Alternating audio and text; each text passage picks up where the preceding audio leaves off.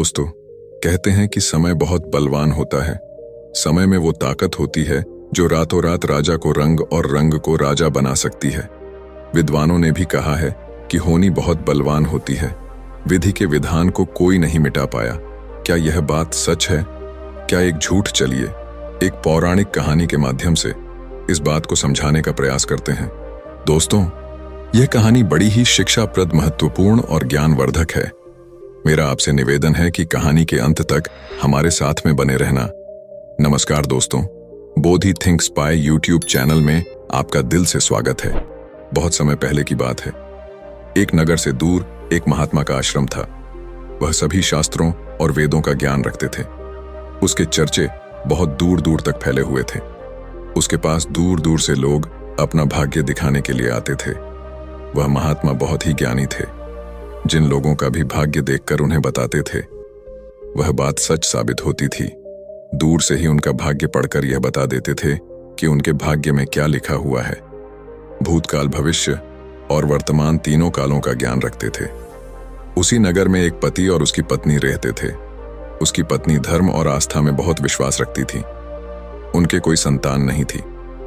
गांव के लोगों से सुना था कि गांव में एक महात्मा है जो किसी का भी भाग्य बता देते हैं कि उसके भाग्य में क्या लिखा है। उन्होंने सोचा कि क्यों ना हम भी एक बार उस महात्मा के दर्शन कर, और अगली सुबह वह पंडित और उसकी पत्नी उस महात्मा से मिलने के लिए निकल जाते हैं। वे दोनों उस महात्मा के आश्रम आकर रोने लग जाते हैं। महात्मा दोनों को चुप कराते हुए पूछते हैं, बेटा रो मत, तुम्हें क्या दुख है मुझे बताओ, मैं कोई ना कोई समाधान जरूर निकाल लूंगा। तब पंडित कहता है, गुरुदेव, हमारे कोई संतान नहीं है। यह दुख हम दोनों को हर दिन अंदर सिखाता रहता है। हमने आपका बहुत नाम सुना है, तभी हम आपके पास आए हैं। आप हमारा भाग्य देखकर बताओ कि हमारे जीवन में पुत्र सुख है या नहीं।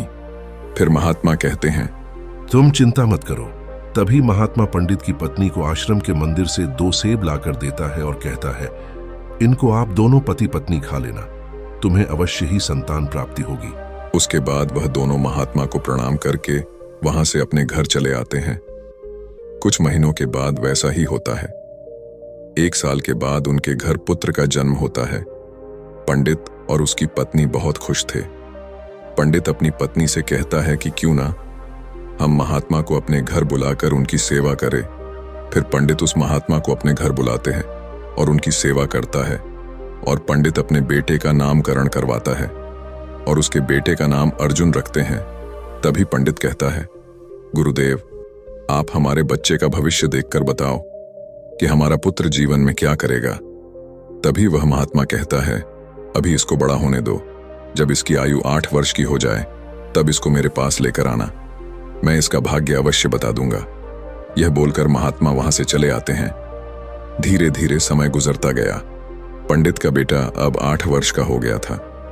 एक दिन पंडित अपने बेटे को लेकर उस गुरु के आश्रम जाते हैं तो वह देखते हैं कि वहां लोगों की भीड़ लगी हुई थी। तब पंडित का लड़का पंडित से पूछता है, पिताजी, यह सब क्या हो रहा है? तब पंडित अपने बच्चे को बताता है कि यह महात्मा त्रिकालदर्शी है। इनको भविष्य का पता चल जाता है। यह सब लोग अपने अपने भविष्य का पता करने यहाँ आए हुए हैं। तब वह पंडित का लड़का उन गुरुदेव के पास जाता है और कहता है, गुरुदेव, आप मेरा भी भविष्य देखो ना। उस छोटे बालक की बात सुनकर गुरुदेव पहले तो मना कर देते हैं, लेकिन बाद में बच्चे की जिद पर मान जाते हैं और उससे कहते हैं, बेटा, मैं तुम्हारा भाग्य देखता हूं, तुम मेरे सामने आकर बैठ जाओ। फिर महात्मा उस पंडित पुत्र का भाग्य देखने लगता है। उस महात्मा ने अपने ग्रंथ को खोला और फिर पंडित पुत्र के ललाट को देखा। जब उसने गणना की तो महात्मा ने देखा कि पंडित के पुत्र का विवाह तो एक नीच कुल की कन्या के साथ होना लिखा है। जब उसने यह देखा तो वह सोचने लगा कि अब क्या होगा। यह जाति से उच्च कुल का ब्राह्मण है और इसके पुत्र का विवाह नीच कुल की लड़की से होगा। यदि ऐसा हो गया तो यह कहीं का नहीं रहेगा और किसी को अपना मुंह दिखाने लायक भी नहीं रहेगा। महात्मा यह सब बात उस पंडित को बता देता है। पंडित यह सुनकर कहता है, गुरुदेव, नहीं नहीं, मैं ऐसा नहीं होने दूंगा। जब मैंने भाग्य जान लिया तो मैं भाग्य को बदल दूंगा। जब उस महात्मा ने कुछ और गहराई से उस ग्रंथ को देखा और उसकी गणना की तो उसे पता चला कि उसी गंगा के किनारे कई कोसों दूर एक मछुआरे का परिवार रहता है और उसके परिवार में अब तक 5 पुत्रियों का जन्म हो चुका है। और जो मछुआरे की 5वें नंबर की कन्या है, जिसकी उम्र मात्र 3 साल की है और जिसका नाम उस मछुआरे ने शकुंतला रखा है, पंडित पुत्र का विवाह उस लड़की से होगा, ऐसा उसके पुत्र के भाग्य में लिखा है। यह सब महात्मा पंडित को बताता है तो पंडित ने सोचा, मैं अपने पुत्र के भाग्य को जरूर बदलूंगा, मैं इसमें समर्थ भी हूं। जब मैंने अपने पुत्र के भाग्य को जान ही लिया है तो मैं इसके भाग्य को बदल भी सकता हूं। पंडित कहता है, गुरुदेव, मैं भी आज देखता हूं कि भाग्य बड़ा है या मैं बड़ा हूं। तब वह पंडित ब्रह्मा जी के लिखे हुए विधान को बदलने के लिए चल देता है और चलते चलते वह पंडित उस मछुआरे के घर पहुंच जाता है। जब उस मछुआरे ने देखा कि उज्जैन के एक महान पंडित उसके द्वार पर खड़े हैं तो उस मछुआरे ने उस पंडित का बड़ा ही आदर सत्कार किया और कहने लगा, मुझ गरीब की कुटिया में आप पधारे हैं, यह तो मेरे लिए सौभाग्य की बात है। पंडित कहने लगा, हे मछुआरे, मैं किसी उद्देश्य से तुम्हारे पास आया हूं। मैं तुमसे यह जानना चाहता हूं कि तुम्हारे घर में किसी 3 साल की कन्या ने जन्म लिया है। तो मछुआरा कहने लगा, हाँ, हमारे घर में एक पुत्री ने जन्म लिया है जिसकी आयु अभी 3 वर्ष होगी। पंडित ने कहा, क्या उसका नाम शकुंतला है? तो मछुआरे ने कहा, जी पंडित जी, उसका नाम शकुंतला है। पंडित ने कहा, हे मछुआरे, मेरा गुरु त्रिकालदर्शी है, उन्होंने मुझे कुछ मंत्र दिए हैं। मैं तो इस रास्ते से जा रहा था तो मैंने देखा तुम पर तो बड़ा गौर संकट आने वाला है। जब तक तुम्हारी सबसे छोटी पुत्री तुम्हारे घर में रहेगी तब तक तुम्हें पुत्र की प्राप्ति नहीं होगी। यदि तुम अपने घर के आंगन में पुत्र खेलता हुआ देखना चाहते हो तो तुम्हें अपनी छोटी पुत्री को अपने घर से दूर भगाना होगा। पंडित के ऐसे वचनों को सुनकर मछुआरा बोला, पंडित जी, अभी वह तो नवजात बालिका है, उसकी आयु तो भी मात्र 3 वर्ष की है, मैं उसे ऐसी हालत में कहां छोड़ सकता हूं? पंडित ने कहा, हे मछुआरे, जब मैं तुम्हें यह बता सकता हूं तो मैं तुम्हारी सहायता भी कर सकता हूं। हे पंडित, उसे कहते हैं कि मेरी कोई पुत्री नहीं है। तुम एक काम करो, तुम अपनी इस कन्या को मुझे दे दो, मैं इसका पालन पोषण करूंगा और जब यह बड़ी हो जाएगी तो मैं अच्छा सा वर ढूंढकर इसका विवाह भी कर दूंगा। फिर वह मछुआरा पुत्र की लालसा में अपनी नवजात पुत्री को उस पंडित को दे देता है। पंडित मन ही मन बहुत खुश होता है और उस छोटी सी कन्या को लेकर चल देता है। चलते चलते वह पंडित सोचता है कि इस कन्या को मैंने मार दिया तो मुझे बाल हत्या का पाप लग जाएगा। फिर उस कन्या से छुटकारा पाने के लिए वह पंडित एक लोहार के पास जाता है और उस लोहार से एक लकड़ी का एक छोटा सा बक्सा बनवा है और उस बक्से में वह उस नवजात कन्या को सुलाकर नदी के जल में प्रवाहित कर देता है। और पंडित सोचने लगता है कि यह बक्सा कुछ दूर ही जाएगा और अपने आप ही डूब जाएगा और यह लड़की भी मर जाएगी। इस तरह इससे मेरा पीछा छूट जाएगा और मुझे बाल हत्या का पाप भी नहीं लगेगा। और वह पंडित अपने घर चले जाता है। परंतु इस दुनिया का क्या कोई ऐसा व्यक्ति है जो किसी के भाग्य को बदल सके? क्योंकि उस लड़की के भाग्य में जीवन लिखा हुआ था, जिस कारण से वह बक्सा उस नदी के जल में नहीं डूबता है और नदी उसे बहाते हुए एक गांव के पास किनारे पर ले जाती है। उधर उस गांव का पंडित सुबह सुबह स्नान करने के लिए आता है तो उस पंडित की नजर उस बक्से पर पड़ती है। जब वह पंडित उस बक्से को खोलता है तो वह देखता है कि बक्से के अंदर बहुत ही सुंदर कन्या लेटी हुई अपने पैर के अंगूठे को चूस रही है। वह पंडित संतानहीन था और गंगा जी से रोज संतान प्राप्ति की प्रार्थना करता था। उस बच्ची को देखकर वह पंडित सोचने लगा कि गंगा जी ने मेरे लिए इस पुत्री को मेरी संतान बनने के लिए ही भेजा है और मेरी प्रार्थना गंगा जी ने स्वीकार कर ली है। और इस तरह वह पंडित उस कन्या को लेकर अपने घर के लिए चल देता है। जब पंडित अपने घर पहुंचा और उस पुत्री को अपनी पत्नी को दिखाया तो उसकी पत्नी कहने लगी, आप यह किसकी पुत्री ले आए? यह बड़ी ही सुंदर है। तो पंडित जी कहने लगे, गंगा जी ने हमारी प्रार्थना स्वीकार कर ली और इस कन्या को हमारी संतान के रूप में हमारी झोली में डाल दी है। आज से हमारी यह इकलौती पुत्री है। इसका हम बड़े अच्छे से पालन पोषण करेंगे और इसे अच्छे संस्कार देंगे। इसे किसी चीज की कोई कमी नहीं होने देंगे। इस प्रकार वह पंडित और उसकी पत्नी उस कन्या का पालन पोषण करने लगे। समय गुजरा और समय के साथ साथ वह कन्या भी बड़ी हुई। जैसे जैसे वह लड़की बड़ी होती गई, वैसे वैसे उसकी सुंदरता में चार चांद लगते गए। वह इतनी सुंदर थी जैसे कोई इंद्र की अप्सरा हो। फिर जब लड़की थोड़ी और बड़ी हुई तो एक दिन पंडिताई ने अपने पति से कहा, सुनते हो, हमारी बिटिया अब बड़ी हो गई है और इसकी विवाह की भी उम्र हो गई है। आप कहीं जाकर वर ढूंढकर हमारी बिटिया की शादी कर दो। पत्नी की यह बात सुनकर वह पंडित अपनी इकलौती पुत्री के लिए वर देखने के लिए चल देता है। जब आसपास में उसके लायक कोई वर नहीं मिलता है तो पंडित जी अपनी पुत्री के लिए वर की तलाश करते करते उज्जैन नगरी में पहुंच जाते हैं। वहां जाकर लोगों से पूछते हैं कि यहाँ कोई ऐसा ब्राह्मण परिवार है जिसका कोई पुत्र विवाह के योग्य हो तो बताओ। उज्जैन के लोग उस पंडित के बारे में बताते हैं जिसने उस लड़की को नदी में बहा दिया था। उनका बहुत ही संस्कारी परिवार है और उन पंडित का एक इकलौता पुत्र है और उसकी उम्र भी विवाह के योग्य है। पंडित जी, आपकी बात उन पंडित के पास बन जाए तो आपकी पुत्री बहुत ही सुखी रहेगी। उन लोगों की बात सुनकर पंडित जी उस पंडित के घर अपनी बेटी की शादी करने के लिए चल देता है। जब वह पंडित के घर पहुंचे और उस पंडित से मिले और जब पंडित जी ने अपनी पुत्री की सुंदरता के बारे में बताया और पंडित को अपने आने का मकसद बताया कि मेरी एक पुत्री है और उसका विवाह हम आपके पुत्र के साथ करना चाहते हैं, तो वह पंडित भी बड़ा खुश हुआ कि चलो, मेरे पुत्र के जो भाग्य में लिखा था अब वह बदल गया है और एक ब्राह्मण अपनी पुत्री की शादी के लिए मेरे पास आया है। वह पंडित उस ब्राह्मण की उस बिटिया से अपने पुत्र की शादी करने के लिए तैयार हो जाता है और फिर विवाह का समय निश्चित भी हो जाता है और वह ब्राह्मण खुशी खुशी अपने घर चला जाता है और अपनी पत्नी से सारी चर्चा करता है। फिर कुछ दिन बाद वह दिन भी आ जाता है जिस दिन पंडित की पुत्री और उस पंडित के पुत्र की शादी होनी होती है। फिर वह पंडित अपने पुत्र की बारात लेकर उस पंडित के गांव की तरफ चल देता है और सोचता जा रहा है कि मैंने अपने पुत्र का भाग्य बदल दिया। जो उस महात्मा ने कहा था मैं उसको भी बदल दूंगा। आज मैं अपने पुत्र का भाग्य बदल दूंगा। लेकिन पंडित को पता नहीं था कि विधाता का लिखा कोई नहीं मिटा सकता। उसे विधाता भी नहीं मिटा सकते। जो लिख दिया वह तो अटल है। जैसा जिसके भाग्य में लिख दिया वैसा तो होकर ही रहता है, चाहे कोई कितने भी जतन कर ले, लेकिन भाग्य का लिखा कोई नहीं मिटा सकता। इस तरह सहयोग से आज वही मछुआरे की कन्या आज पंडित की पुत्री बनकर उस पंडित के बेटे के साथ विवाह करने के लिए तैयार हो रही है जिसे उस पंडित ने पानी में बहा दिया था।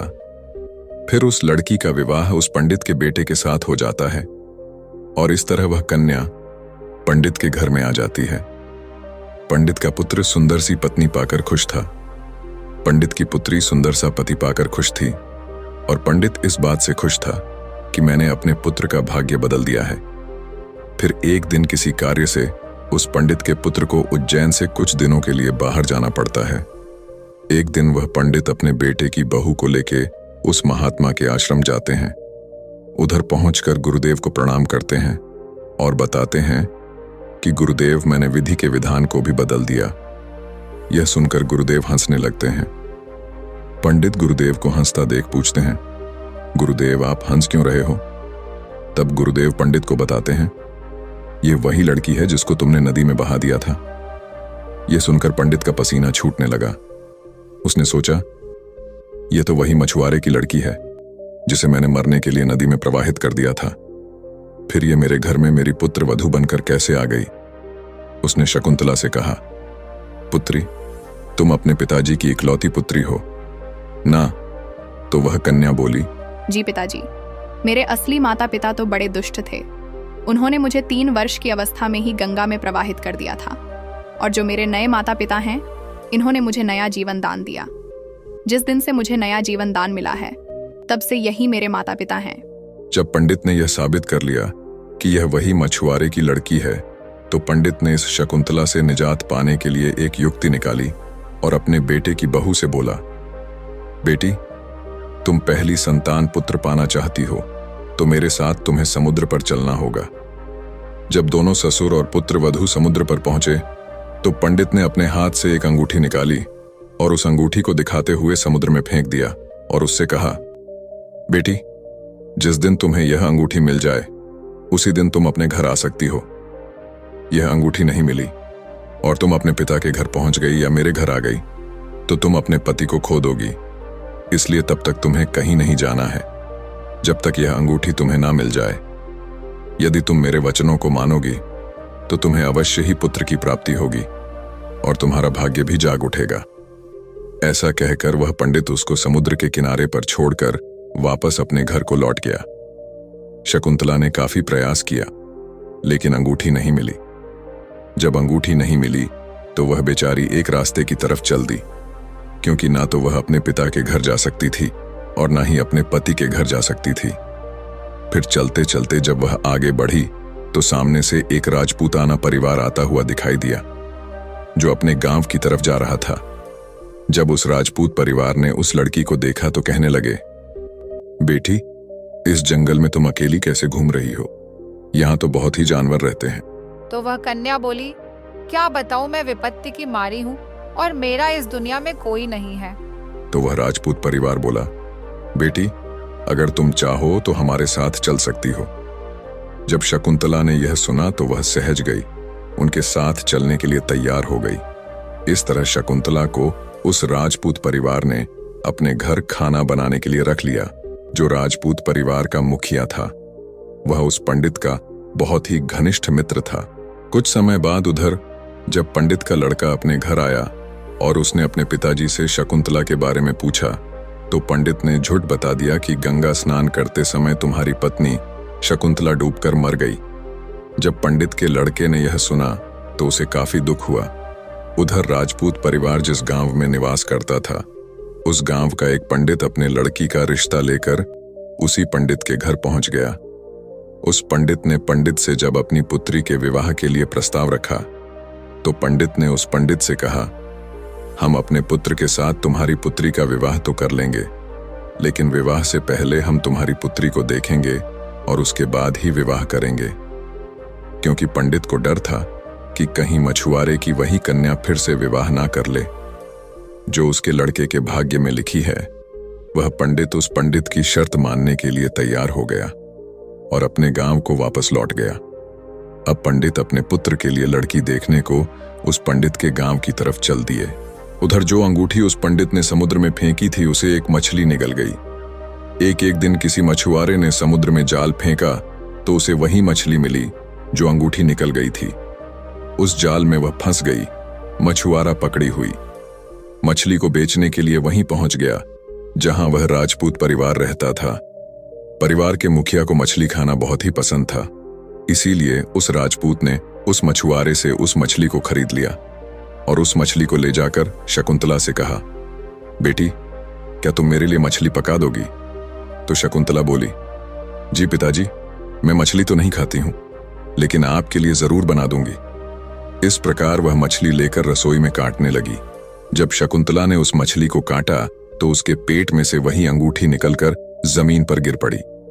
जब शकुंतला ने उस अंगूठी को देखा तो वह पहचान गई और अंगूठी पाकर बहुत खुश हुई।